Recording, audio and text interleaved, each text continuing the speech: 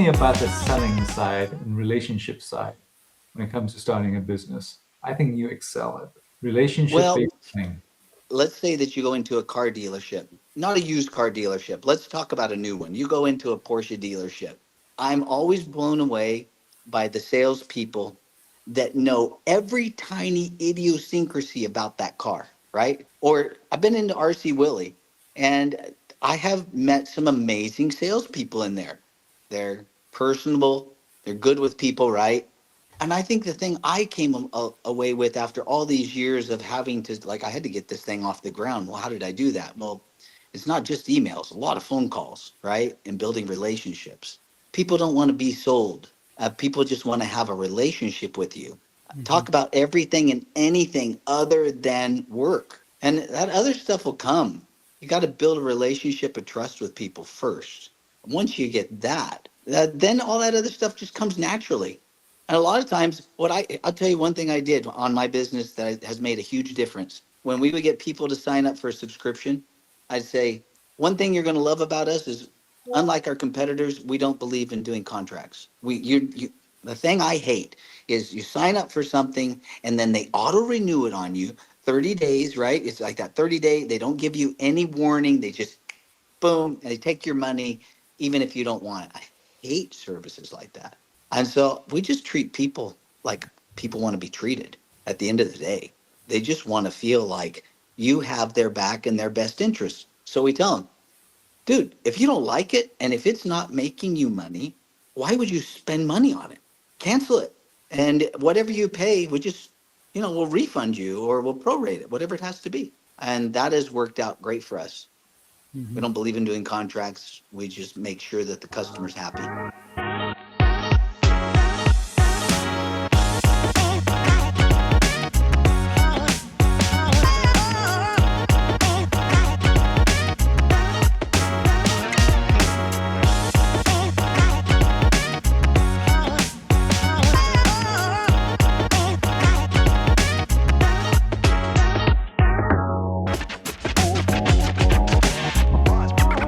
Hey everyone, Bino and Ike with our Fearless Founders podcast. Today, I've got my two besties on the podcast. Justin Spaulding is now coming to us all the way from Costa Rica, and Justin and I have known each other for a long time. Ike is getting to know him, and Justin has this fabulous business called the 145, and I'll let him explain what it is.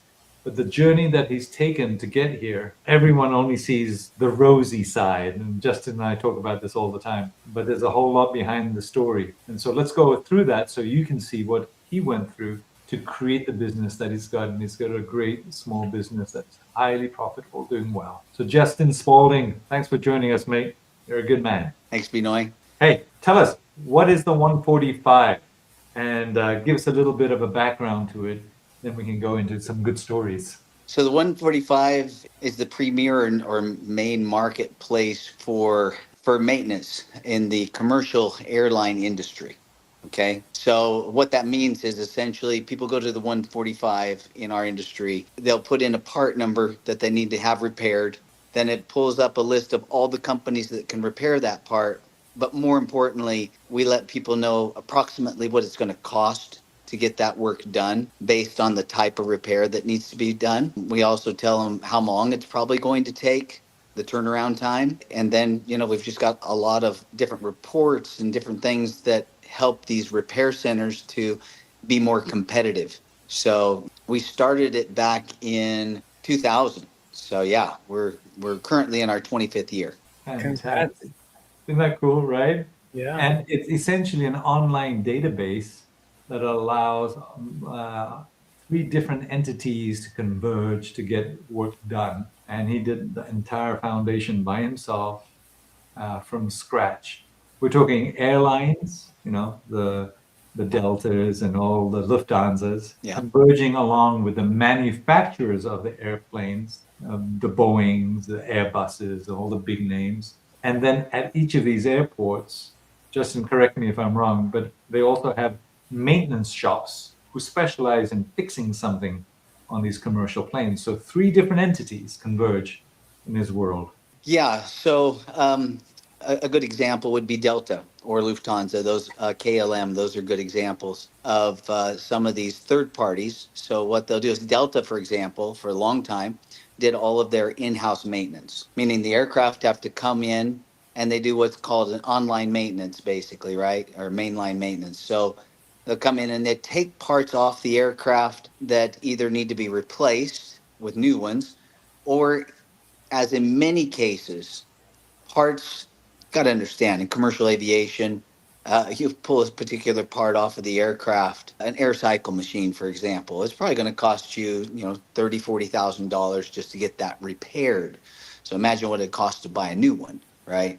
They don't just go out and replace the engine with a new one, they repair it, right? So all the accessories, kind of like your car. If you look underneath the hood, you've got the block, that's the engine, and then all that stuff that's around it to support it, those are the accessories. So there's lots of accessories that come off of the aircraft, and rather than just scrap them or replace them with new parts from the OEMs, they'll typically send it out to what's called an FAA repair station. Or if you're in Europe, for example, it's EASA. That's the name of their airworthiness organization, if you will. Okay.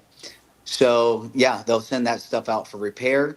And these shops typically they're competing on a few different things, but primarily they're competing on the turnaround time, the quality of service, and then of course customer service. So all things being equal, they utilize our database. They advertise their part numbers on the 145.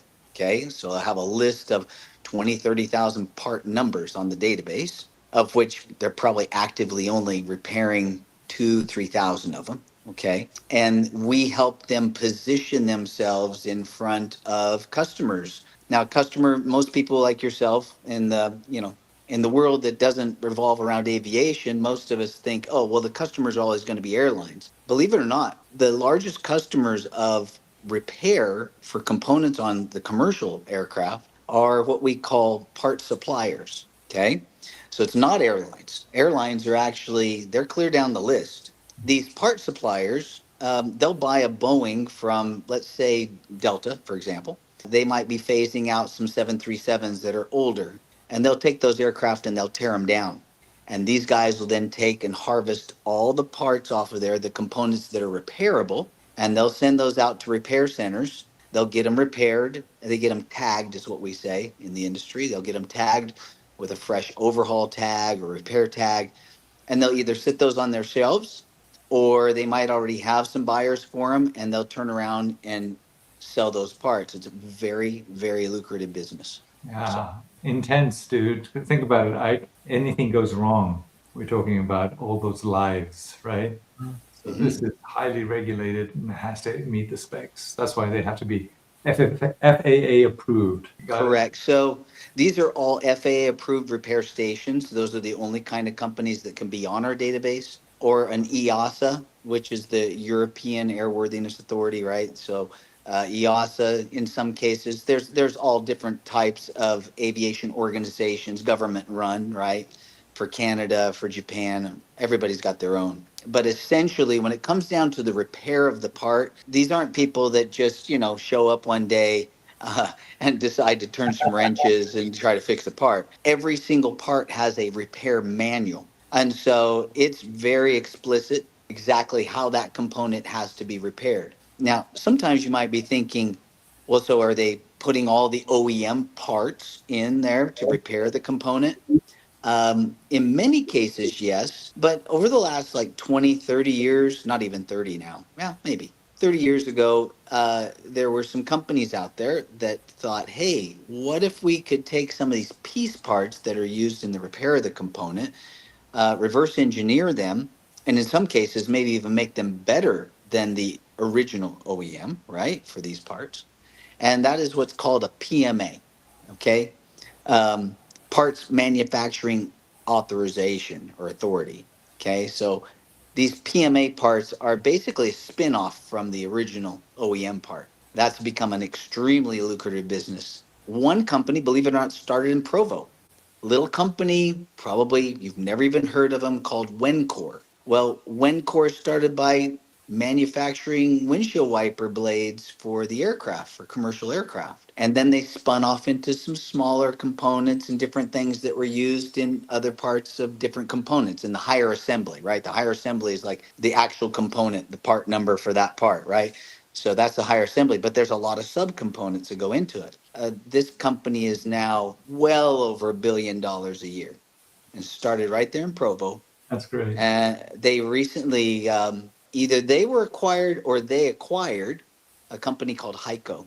So that's like the premier PMA manufacturer in aviation, and they do thousands and thousands of parts. See, we went into the underbelly of the business. All right, let's just go up to an easier topic. The business model that 145 has, it's got subscriptions and advertising and all of that. But tell us, how did you even think about this? Tell them the story about how you started off selling or buying or being a rep going from airline to airline or something along those lines. How did this start off? Real fast, it'll be good. So I kind of stumbled onto the business in a way, to be honest. I had recently returned from working in Tokyo. My wife and I and our two kids, we'd come back to the States. We were in California. I needed to find a job. There just happened to be an advertisement in the newspaper. That's how you did it back then, you know. So there was an advertisement in the newspaper that somebody could speak Japanese to work for this aviation company that was located out in Irvine, California. So anyhow, I went and applied, got the job, and I started working there. And essentially, this company, they were a parts broker, a parts supplier. So they would go to various airlines, buy up these spare parts at so many cents on the dollar, ship them into the warehouse, put them on the shelf, and then sell them to airlines that were in need of those parts. It's a pretty simple business model, right? Well, my job used to be to fly over to Japan. And because I spoke Japanese, that really gave me a huge advantage over my competitors because I understood the culture, understood the language. And so I became friends with these people really quickly. And I got a lot of business. As a matter of fact, I would bid on stuff and I almost always won all the business to buy all these spare parts out of these airlines. Well, guys, the hard part was this. We'd get it all in a container, we'd bring it into Irvine, we'd pull it out, put it in the warehouse. Now I got to figure out where to get all this material repaired. Expendable parts you throw away, right? They're new, you use them one and you're done. But all that other stuff that could be repaired, I had to figure out where to get that stuff repaired. On average, for one container, I had to get 3 quotes from 3 different repair centers. And you can imagine going through thousands of part numbers. It would take me about 3 months to call up all these shops and ask them one by one, hey, what's it going to cost to overhaul, repair, and test this part? Next call. What would you charge me? Overhaul, repair, and test this part. Some would give me an answer then. Most would be like, yeah, I'll get back to you. Right? So I'd just be waiting. It was horrible. It was a horrible job. So after 6 years of working there, I decided to go out on my own, start my own business, doing something similar to what this company in Irvine was doing. And I brought one of my Japanese customers actually with me, and I was supplying parts to them, but it's highly capital intensive. You're having to spend, $40,000-$50,000 for one component sometimes just to turn around, mark it up a little bit to sell to the airlines. I'm driving to work one day and I was listening to the radio and they're talking about this new website that was out there that people could go in and let's say they needed some type of plastic surgery done. They would allow these doctors, all these plastic surgeons, then to bid on your case, right? I thought, oh, that's fascinating. And as I'm driving, I thought, I wonder if you could do something like that in aviation, right? It's kind of like an auction, essentially what that was, right? These guys, they put it out there and is auctioning off this plastic surgery, right? And I thought, well, maybe I could do something similar in the aviation space. And as I looked into it, there were a couple companies that were already doing that, but they weren't having much success. And I just, for probably 6 weeks, could not get it out of my mind that I think there's something there. I just don't know what. And then suddenly it hit me. I had this crazy idea. I thought, what if I got all of these shops to list all their part numbers on my database? Now, mind you, there'd already been a company out there for many years called ILS that did exactly that. That's how I figured out how to call all of these shops. I would put in the part number, give me a list of all the companies that could repair the part, but then I had to physically go and call everybody. I thought, my gosh, can you imagine? What if we built it in such a way, though, that every time these shops quote a customer, we could capture that pricing information and just create an industry average cost on each part number. So we could have a low price, a high price, a middle price, and then an average based on calculating on all the pricing put together, right? So we get four prices to kind of give me a better feel what it's probably going to cost to get that thing overhauled or repaired. And that was the premise.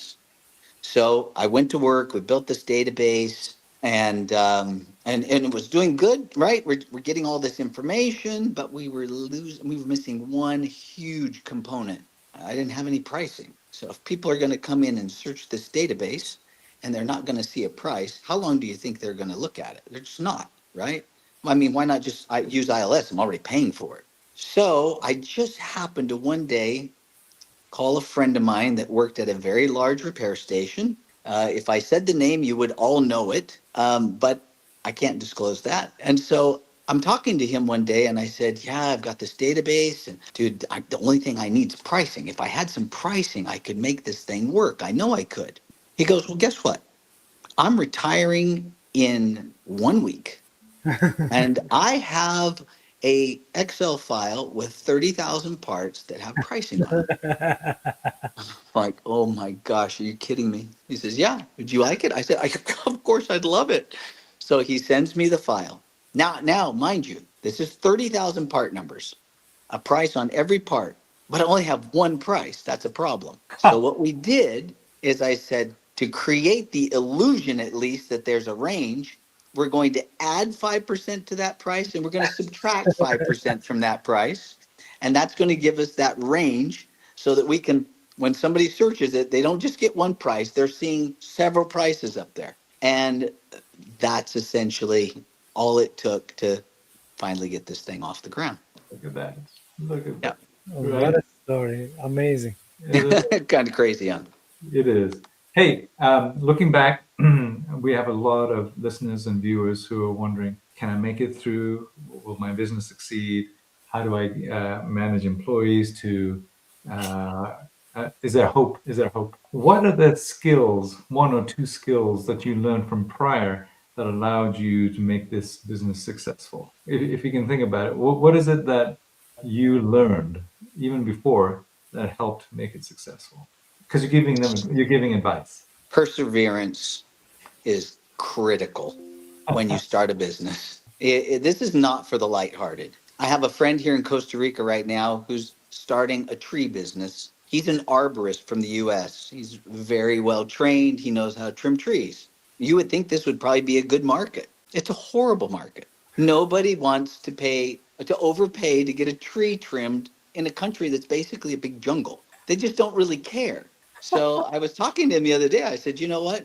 He has this expectation. And I think that's a big problem when business people go into business for themselves. We all go in with expectations. And if your expectations aren't met, that's when you get frustrated and that's when you give up. That's why I think the stat is something like 80% of all businesses fail within the first year. Yeah, Mhm. because the expectation is here, the reality is here, and people get frustrated and they quit. That I've is got a story for you on my startup that if you're new to starting a business, I have been through it and then some.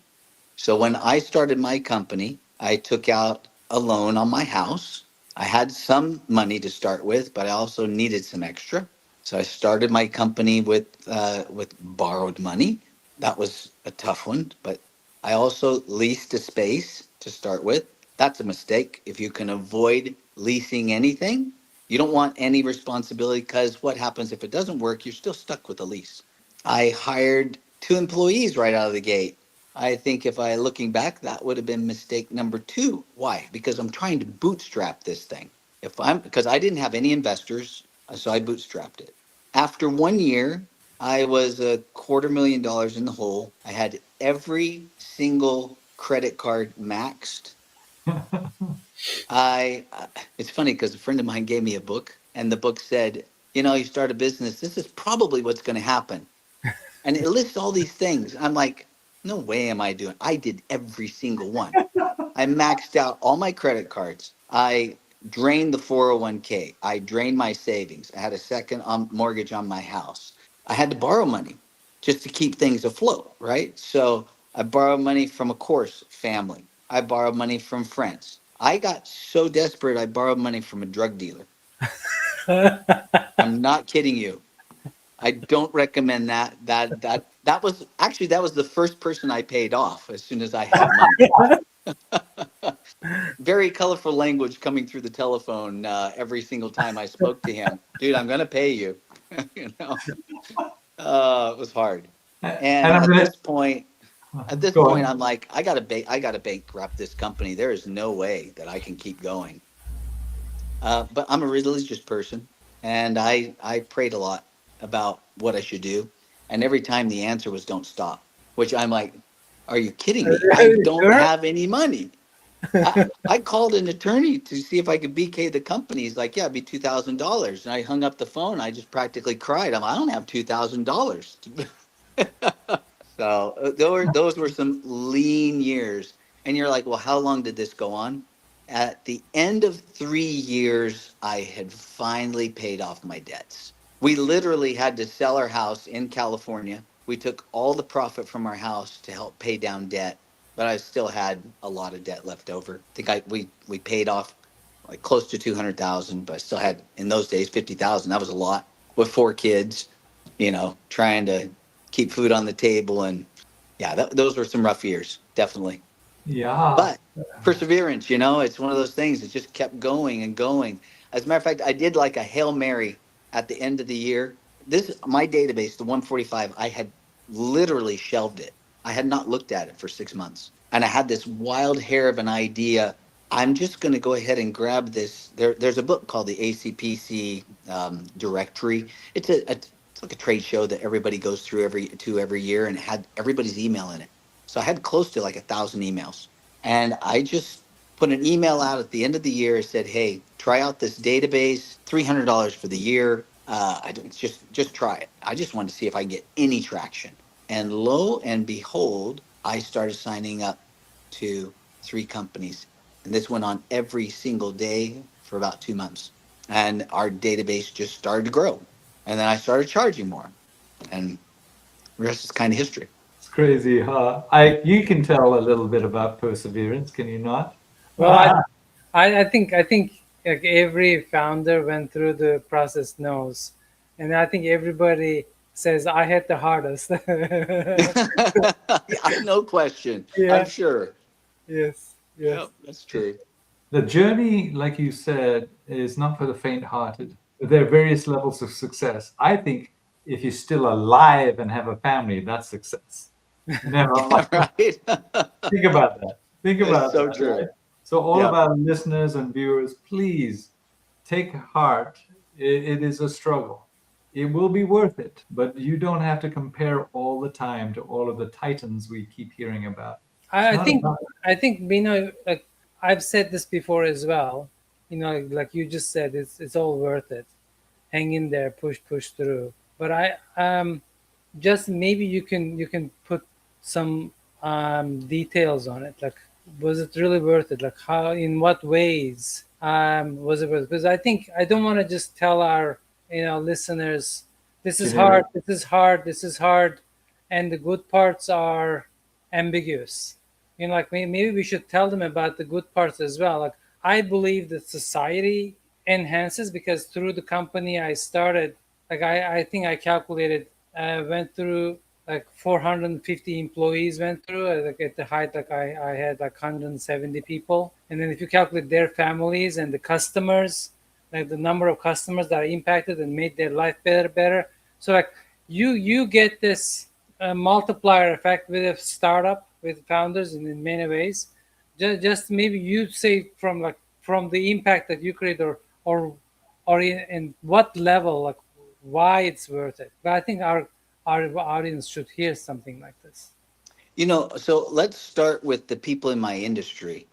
If you were to ask people in my industry, Are their lives easier? Is their workload easier because of our database, the 145 or this marketplace?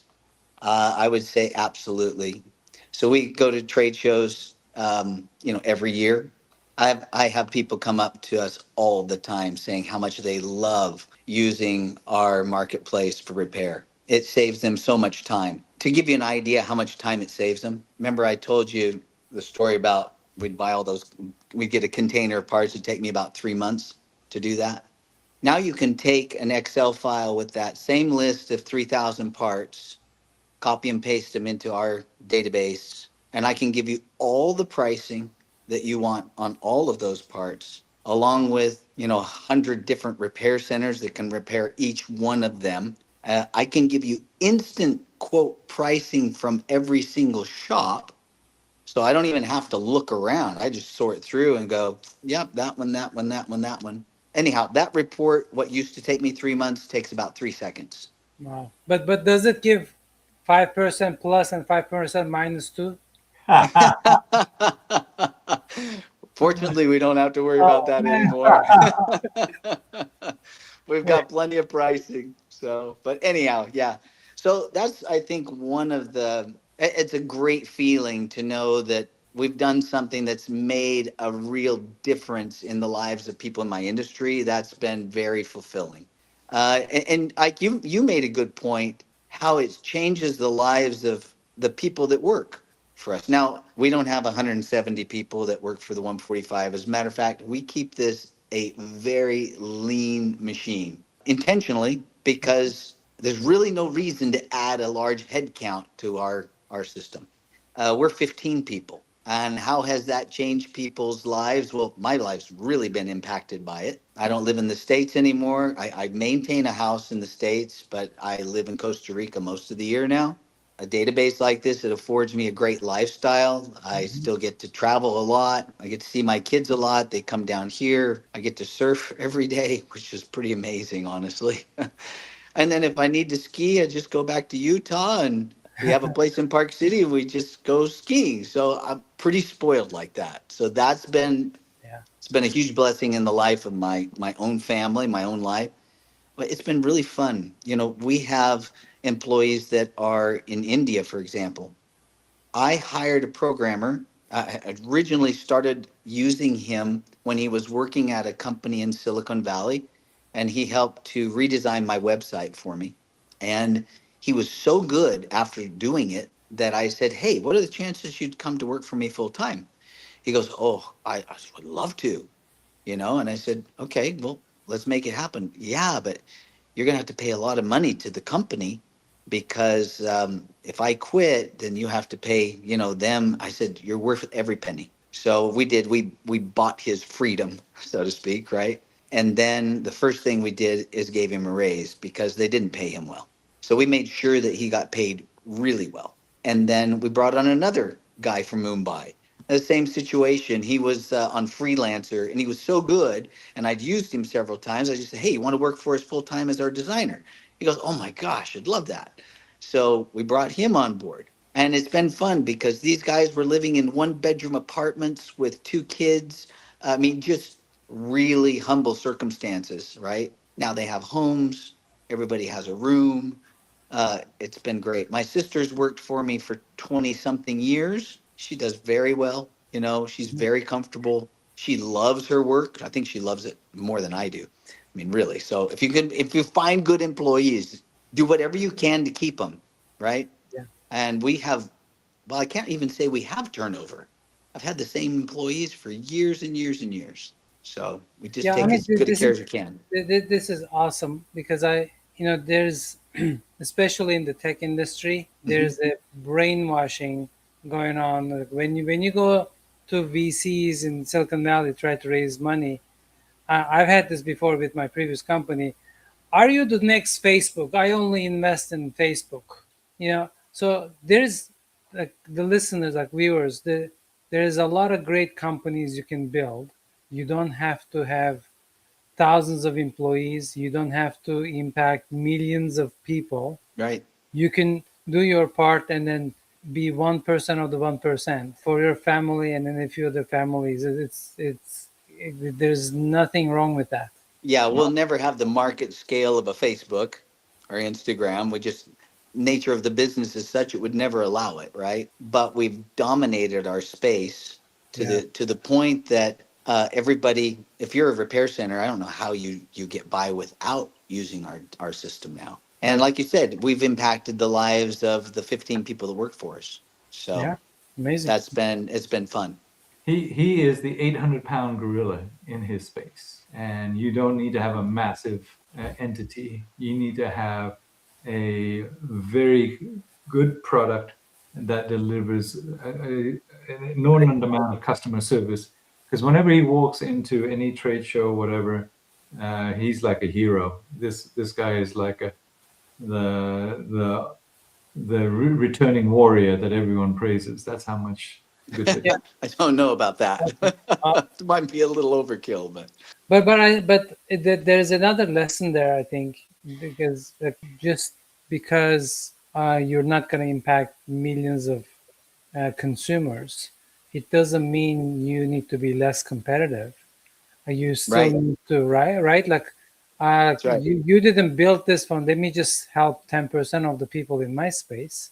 Right. So, this is a B2B platform, right? There's some certain things that I've learned.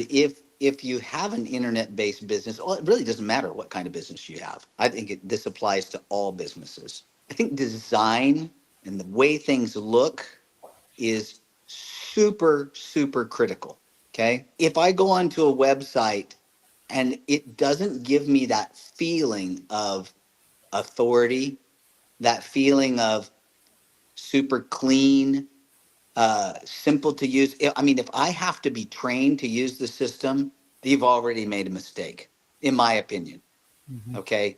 I mean, I know there's the SAPs of the world, but have you ever talked to somebody who uses SAP? They hate it. Sorry, SAP, but they honestly hate using it because a lot of times it doesn't really fit their industry specifically. I have to tell you, people in the airlines that use SAP are not big fans of it.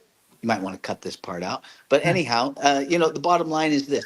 If you're going to have a product, I think it needs to be something that is easy to understand. If it's complicated, you need to go back to the drawing board. And if it doesn't aesthetically look really good, guys, the devil is in the details. Mhm. It really is. It comes down to the just the finest little things. It's like I rent out my house quite a bit down here in Costa Rica. I've never gotten anything other than a 5-star review. And that's because we go above and beyond on how the house looks, how clean it is, the service that we provide. So when you start a business, you run a business, you can't just do it, as my parents would say, half-assed. You got to do it right. You got to do it 100%. And so if that means you get really good designers, you don't have to pay a lot of money, but get good designers. Create the persona, at least, that your business is legitimate, that it's aesthetically pleasing. You get more business that way. Yeah. Would you rather be on an airline that, the carpets look raggy and dirty and there's coffee stains on the pull down tables and things like that? No, I want to be on one that's like freaking clean, clean, clean. And that's how businesses should run. They should be the same, no different. Detail is key. It's a true statement what Justin said. That's how he runs his shop and his business and his Hmm. home. Definitely. Everything is a testament to that. We don't have much more time, but 5 minutes. Justin, of the things that you've learned, perseverance being one, there are certain skills also that you've learned from design eye to detail. Tell me about the selling side and relationship side when it comes to starting a business. I think you excel at relationship Well, based thing. so I've been doing sales my whole life, it seems like, right? Uh, when I was a kid, I sold my chicken eggs. So they had chickens in the backyard, and I would go and I'd just clean up all the eggs, right? Put them in these little the containers, right? And I'd sell it to all the neighbors. I made good money doing that as a little kid. But yeah, and then of course I was a missionary for my church for 2 years, and trying to sell religion is probably the hardest thing I've ever tried to sell in my life. But one of the most rewarding things I ever did as well. Have you? So I love this. When you go into, let's say that you go into a car dealership, not a used car dealership. Let's talk about a new one. You go into a Porsche dealership. I'm always blown away by the salespeople that know every tiny idiosyncrasy about that car, right? Or I've been into RC Willie, and I have met some amazing salespeople in there. They're personable, they're good with people, right? And I think the thing I came away with after all these years of having to, like, I had to get this thing off the ground. Well, how did I do that? Well, it's not just emails, a lot of phone calls, right? And building relationships. People don't want to be sold. People just want to have a relationship with you. Mhm. Talk about everything and anything other than work. And that other stuff will come. You got to build a relationship of trust with people first. Once you get that, then all that other stuff just comes naturally.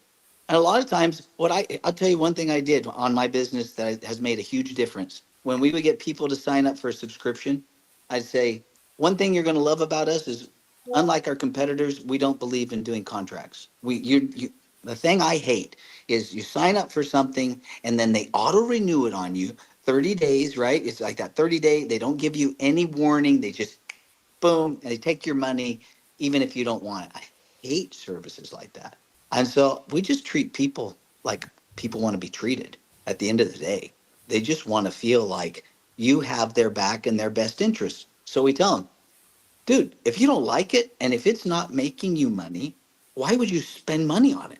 Cancel it. And whatever you pay, we'll refund you or we'll prorate it, whatever it has to be. And that has worked out great for us. We Mhm. don't believe in doing contracts. We just make sure that the customer's happy.